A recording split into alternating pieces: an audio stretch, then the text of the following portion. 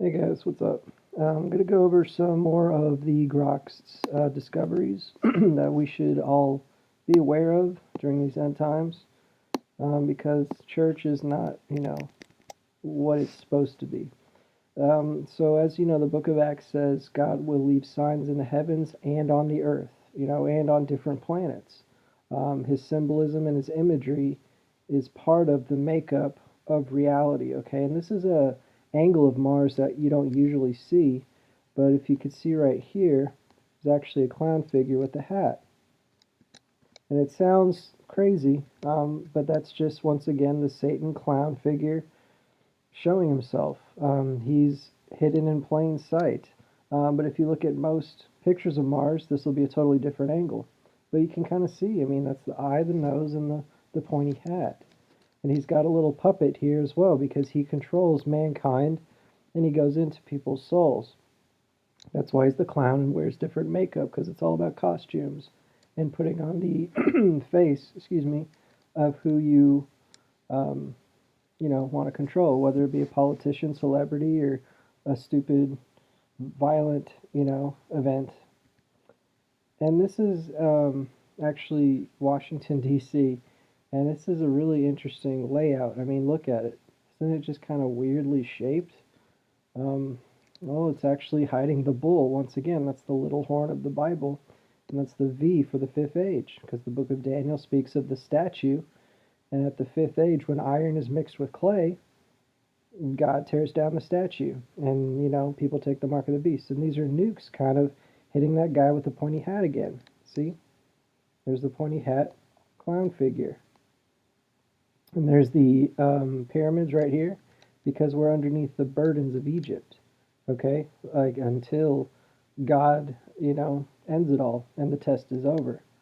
So this bowl is coming to judge those who didn't believe in mercy and grace, excuse me, and all that kind of stuff. And that it's going to happen during the fifth age, which is very soon.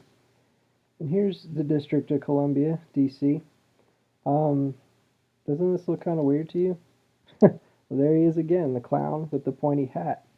And he's got this ball in his hand for the new Eucharist, okay? And it's actually representative of the Baal worship, Baal, in the Old Testament, the Baal and Grove. So, and this is the stone of Daniel 2 coming to hit this switch to set off the nukes to release Satan. When Satan is cast down to the earth, that's that's the whole point of the Bible, is to get rid of him and get the new heaven and clear out all the evil angels, because there are evil angels as well. The battle is not just for us, but against the angels. So these are the kind of images that we see. And he's in the square here, like coming out of the abyss. And there's also a breast right here, because, the Baphomet is male and female. And it represents the San Onofre power plants, okay, where the stone will hit. And all these different cities lay out the same exact story. Excuse me. And then lastly, just real quick, is Antarctica. Jesus, is slain as the lamb, but he comes back as the lion of the tribe of Judah. So, Jesus came down bringing peace and love, and, but he was still very firm in the hypocrisy of the Jewish traditions. But then, of course, the Jews and the Romans killed him. So when he comes back, that'll be this is our chance right now. He already came as the nice guy, but when he comes back, it'll be judgment. And it's, Jesus is on the right hand of God right now. And when he takes the throne is when he comes back as the lion, which is very soon, y'all. This is no joke, okay? So I just wanted y'all to see some of that stuff. If you don't see it, that's fine. If you do see it and don't believe it, that's fine. But I believe it and I see it. And I wouldn't have without the Groks, aka Mark. So thank you once again for showing us this stuff. Not enough people are aware of it. And this kind of logical, symbolic way is what got me to Christianity. I wouldn't have been into the Bible if I just went to my church down the street. It's not the same.